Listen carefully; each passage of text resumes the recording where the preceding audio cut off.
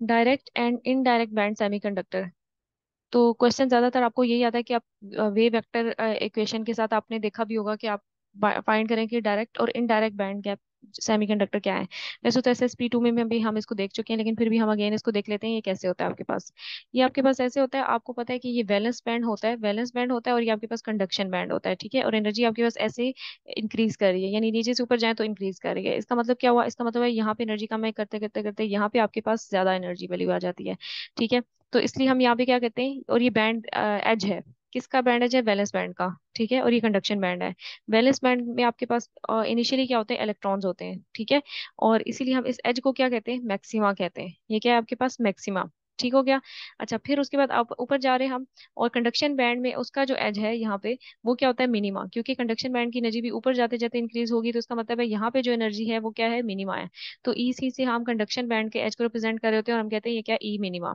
और दोनों band gap में जो डिफरेंस होता है, एनर्जी डिफरेंस, यानी ये जो खाली जगह हम कहें कि यहाँ पे बीच में जगह है, ये है हमारे पास बैंड गैप, जिससे हम Eg से रिप्रेजेंट करते हैं। और हम कहते हैं कि यहाँ पे कोई भी इलेक्ट्रॉन नहीं ठहर सकता, कोई भी चार्ज कैरियर यहाँ पे नहीं ठहर सकता। या तो वो वैलेंस बैंड में होगा या वो कंडक्शन बैंड में होगा, ठीक है।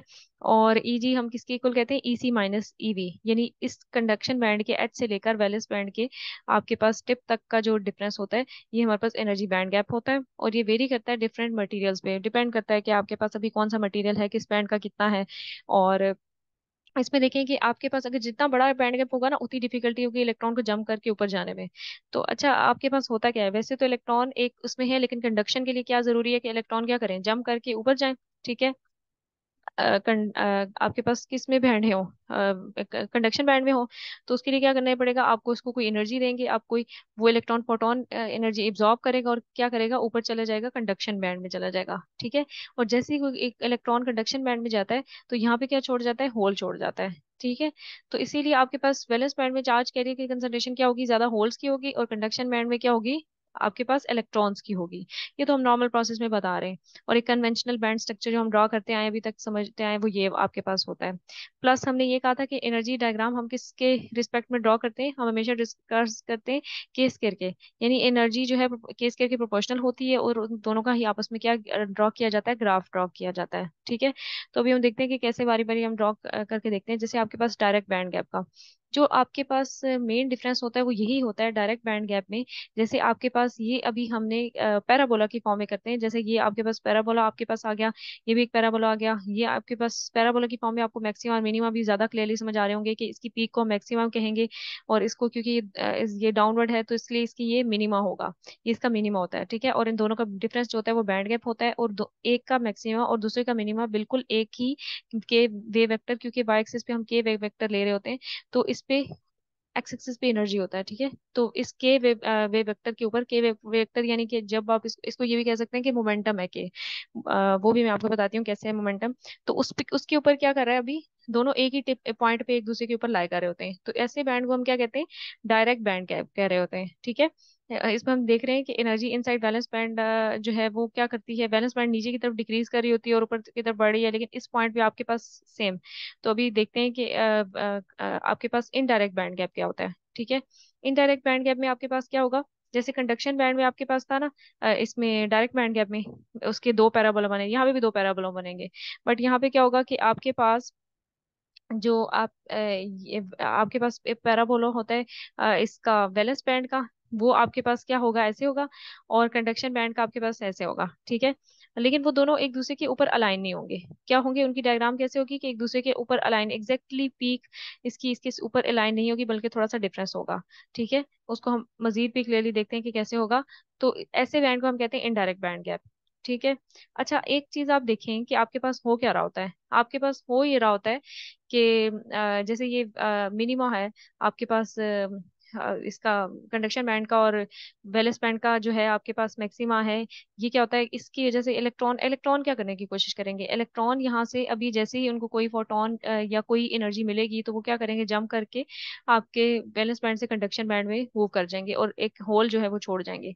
लेकिन इलेक्ट्रॉन क्या कर चाहेगा, इलेक्ट्रॉन या जो भी चार्ज कैरी होते हैं वो हमेशा चाहते हैं कि स्टेबल कंडीशन में रहें, ठीक है।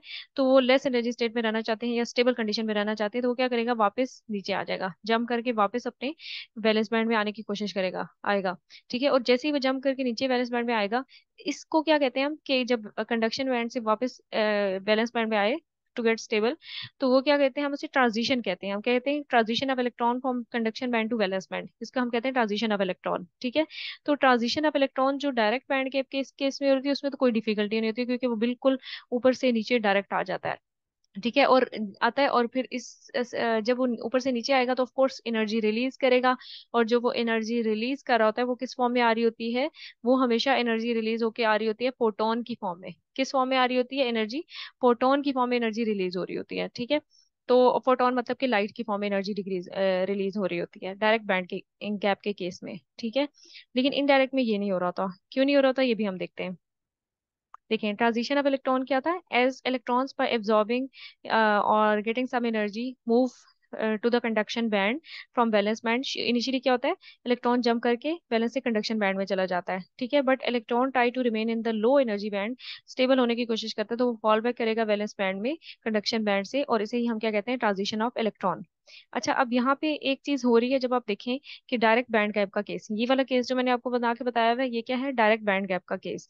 अब आप इसमें देखें कि क्या हो रहा है आपके पास डायरेक्ट बैंड गैप के केस में, during the transition of electron, यानी जब इलेक्ट्रॉन ट्रांजिशन कर रहा है तो दो चीजें हो रही हैं। एक तो क्या हो रहा है, आपके पास एनर्जी कांस्टेंट रह रही है, एनर्जी कांस्टेंट है, के कांस्टेंट रह रहा है, दोनों चीजें कांस्टेंट रहेंगी। अब हम देखते हैं कि कैसे कांस्टेंट होंगी। मैं आपको यहाँ से बता भी देती हूँ कि दोनों कैसे कांस्टेंट रह रही हैं। देखिए कि आपके पास जब वैलेंस बैंड में इलेक्ट्रॉन था, तो ऑफ कोर्स उसके पास कितनी थी, 2 इलेक्ट्रॉन वोल्ट एनर्जी थी, इतनी नहीं थी कि वो जंप करके ऊपर जा सके, ठीक है। तो फिर क्या हुआ, क्योंकि एनर्जी आपके पास ऐसे ग्राफ में इंक्रीज कर रही होती है, मतलब यहाँ कम है, यहाँ ज्यादा, यहाँ ज्यादा, तो यहाँ पे कुछ ना कुछ इलेक्ट्रॉन के पास एनर्जी थी, क्योंकि फ्री इलेक्ट्रॉन की हम बात करें या इसके अंदर। तो अब आपके पास क्या हुआ कि हमारे पास बाहर से आउटसाइड कोई फोटोन आया, और या कोई किसी थ्रू हमने एनर्जी दी इस इलेक्ट्रॉन को, 2 के साथ कितनी आई, 3 इलेक्ट्रॉन वोल्ट आई, तो इसकी टोटल कितनी होगी, 5 इलेक्ट्रॉन वोल्ट। और ऊपर पहुंच के यहाँ पे कंडक्शन बैंड में आ गया, और जब कंडक्शन बैंड में आया, क्योंकि उसने नीचे से फोटोन की एनर्जी एब्जॉर्ब की थी, तो ये 5 इलेक्ट्रॉन वोल्ट एनर्जी लेके अभी इस बैंड में, कंडक्शन बैंड में इलेक्ट्रॉन आ चुका है, ठीक है। बट क्या करेगा, इलेक्ट्रॉन वापस ट्रांजिशन करेगा, इलेक्ट्रॉनिक ट्रांजिशन करेगा, और वापस क्या करेगा, अपने वैलेंस बैंड में जाना चाहेगा, क्योंकि वो अपनी लो एनर्जी स्टेट में रहने की कोशिश करेगा। तो वो क्या करेगा, यहाँ पे 5 इलेक्ट्रॉन वोल्ट है, और यहाँ कितनी होनी चाहिए थी, 2 इलेक्ट्रॉन वोल्ट होनी चाहिए थी। इसका मतलब है 3 इलेक्ट्रॉन वोल्ट एनर्जी वो क्या कर रहा है, एमिट कर रहा है, एमिट कर रहा है इन the form of light, in the form of photon, ठीक है। तो इससे देखें कि आपके पास क्या हुआ, एनर्जी कंजर्व हुई, यानी जितनी इनिशियल एनर्जी थी आपके पास, फाइनल वापस आया तब भी कितनी, उतनी 2 इलेक्ट्रॉन वोल्ट ही हुई। तो इसका मतलब है यहाँ पे एनर्जी क्या रह रही है, कांस्टेंट रह रही है, एनर्जी की वैल्यू एक ही जितनी रह रही है, ठीक है। और साथ साथ आपके पास के की वैल्यू भी कांस्टेंट रह रही है। के की वैल्यू क्यों कांस्टेंट रह रही है, के एक्चुअली क्या है, मोमेंटम है। तो के देखिए सेम उस पे, अगर एक्स एक्सिस के पॉइंट, वाई एक्सिस के पॉइंट से देखें, तो के की जो वैल्यू मोमेंटम की है वो एक सेम एक्सिस पे लाई कर रही है। तो के की वैल्यू भी क्या होगी, या मोमेंटम की वैल्यू भी यहाँ पे क्या होगी, कांस्टेंट होगी। और ये दोनों चीजें किसमें हो रही हैं, डायरेक्ट बैंड गैप के केसेस में जो है वो कांस्टेंट रह रही हैं, ठीक। लेकिन इनडायरेक्ट बैंड गैप में ऐसा नहीं होगा। इनडायरेक्ट बैंड गैप में कैसा हो रहा होगा, हम देख लेते हैं। इनडायरेक्ट बैंड गैप में आप देखेंगे कि आपके पास क्या हो रहा है। इनडायरेक्ट बैंड गैप में आप देखें कि आपके पास ये हमने एक बनाया, ये बैलेंस बैंड है, ये जो बैंड है ये हमारे पास क्या है, बैलेंस बैंड है। इसका कोई वेव वेक्टर k1 है, यानी मोमेंटम हम इसका कह रहे हैं k1 है। और ये जो आपके पास क्या बन रहा है, ये आपके पास इसका कंडक्शन बैंड बन रहा है। आप देखें बिल्कुल पीक टू पीक नहीं है, मैक्सिमम मिनिमा दोनों एक दूसरे के ऊपर अलाइन नहीं है, बल्कि इसका मिनिमा कहीं और जाके बन रहा होता है, ठीक है। तो ये कंडक्शन बैंड का आ जाए, ये वैलेंस बैंड का आ जाए। अब बैंड गैप तो उतना ही होगा, बैंड गैप तो हम देखेंगे कि दोनों के बीच में जो एनर्जी डिफरेंस आ रहा होगा वही होगा। वो आपके पास ये बैंड गैप आ गया, मतलब इतनी एनर्जी चाहिए किसी इलेक्ट्रॉन को जंप करके ऊपर जाने के लिए। तो वो तो इसका मतलब है एनर्जी की कोई वो नहीं है, एनर्जी उतनी ही चाहिए होगी, जैसे पिछले केस में एनर्जी कंजर्व थी, इस केस में भी एनर्जी वैसे ही कंजर्व होगी, एनर्जी का इशू नहीं है। बट मोमेंटम का इशू है, मोमेंटम यहाँ पे और वैल्यू है, यहाँ पे आपके पास k2 मोमेंटम आ रहा है, वाई एक्सिस डिफरेंट पोजीशन पे आ रही है, ठीक है। तो इसको कंजर्व करने के लिए कितना डिफरेंस आ रहा है हमारे पास, डेल के आ रहा है, तो हमें इसको कंजर्व करने के लिए क्या करना पड़ेगा, इसको कंजर्व करने के लिए करना पड़ेगा कि जब यहाँ से इलेक्ट्रॉन जंप करके ऊपर जाता था और वापस आता था, तो एक आपके पास इमिट क्या होता था, लाइट यानी फोटोन इमिट हो रहा होता था। लेकिन इस केस में आपके पास एनर्जी कैसे कंजर्व होगी, आपके पास इंस्टेड ऑफ फोटोन एक क्या इमिट करेगा, फोनॉन, फोनॉन आपके पास क्या होता है, फोनॉन लेटेस्ट वाइब्रेशन होती हैं in the form of heat. तो ये आपके पास in the form of heat जो है एक फोनॉन रिलीज हो रहा होगा, तब आपके पास ये डेल्टा के जो है ये कांस्टेंट होगा या रिमेन कंजर्व्ड होगा। ठीक है, तो उसको इनडायरेक्ट बैंड गैप के केस में एक बात आपको ये पता चल गई कि उसकी मिनिमा एक दूसरे के ऊपर अलाइन नहीं होते। और दूसरा ये आपको पता चल गया कि उनके अलाइन होने के लिए हमें क्या करना पड़ेगा, एक दूसरे उनके मोमेंटम कंजर्व करने के लिए फोनॉन को रिलीज करना पड़ेगा। ठीक है। अच्छा, अब इसके बाद हम एक चीज इसकी देख लेते हैं कि आपके पास अभी नेक्स्ट उसमें जो है क्या कर रहा है कि कुछ पॉइंट देख लेते हैं। अब यानी जैसे आपके पास डिफरेंस की फॉर्म में अगर आपको कह देना कि लिखना है आपने, तो डिफरेंस की फॉर्म में आप कैसे लिखेंगे वो बारी बारी मैंने यहाँ पे पॉइंट लिखे हुए हैं, वैसे ही आप भी लिख लीजिएगा। अब देखें कि एक तो ग्राफ ये मैंने अभी आपको बना के भी बताया, ये कंडक्शन बैंड है, ये आपके पास वैलेंस बैंड है, ये वैलेंस बैंड का एज है, ये कंडक्शन बैंड का एज है। अच्छा, अब फिर मैंने आपको बताया था कि आपके पास एनर्जी और उसके वेव वेक्टर के दरमियान में हम जो है वो डायग्राम बना लेते हैं कि एनर्जी है, ये आपके पास एनर्जी और ये के वेव वेक्टर के है। तो के किसके इक्वल होता है, 2 पाई बाय लेमडा के। लेमडा किसके इक्वल होता है, एज बाय पी के। पी किसके इक्वल आ जाएगा, एज बाय लेमडा के। ठीक है, एज बाय लेमडा के इक्वल आ गया, 2 पाई हमने मल्टीप्लाई डिवाइड किया तो क्या हो जाएगा आपके पास। अब यहाँ से अगर आप देखें तो मैंने आपको बताया था के किसके इक्वल है, 2 पाई बाय लेमडा। इसका मतलब है ये जो 2 पाई बाय लेमडा की वैल्यू है ये किसके इक्वल आ जाएगी, के की इक्वल आ जाएगी। और यहाँ पे आपके पास जो है एज बाय 2 पाई है, ये किसके इक्वल आ जाएगा, एज कट के इक्वल आ जाएगा। तो हमने पी किसके इक्वल कर दिया, एज कट के। इसका मतलब है के जो यहाँ पे वैल्यू आ रही है ये किसको शो कर रही होगी, मोमेंटम को शो कर रही होगी। तो हम जो ग्राफ अपना बना रहे हैं वो किसके बीच में बना रहे हैं, एनर्जी वर्सेस मोमेंटम के बीच में। ठीक है। और डायरेक्ट बैंड गैप के देख रहे हैं कि कंडक्शन बैंड का एज है, ये वैलेंस बैंड का एज है, ये बीच में इनके गैप है। और ये आपके पास अभी आ रहा है। और यहाँ पे रिलीज जब ट्रांजिशन होती है, यानी जब ऊपर से नीचे इलेक्ट्रॉन जंप करके आएगा तो आपके पास लाइट यानी फोटोन एमिट होगा। अब इसी तरह सिमिलरली हम इधर भी देख लेते हैं, इधर भी आपके पास एनर्जी गैप, यानी वाई एक्सिस पे हम एनर्जी गैप का ये देख रहे हैं ना आपके पास।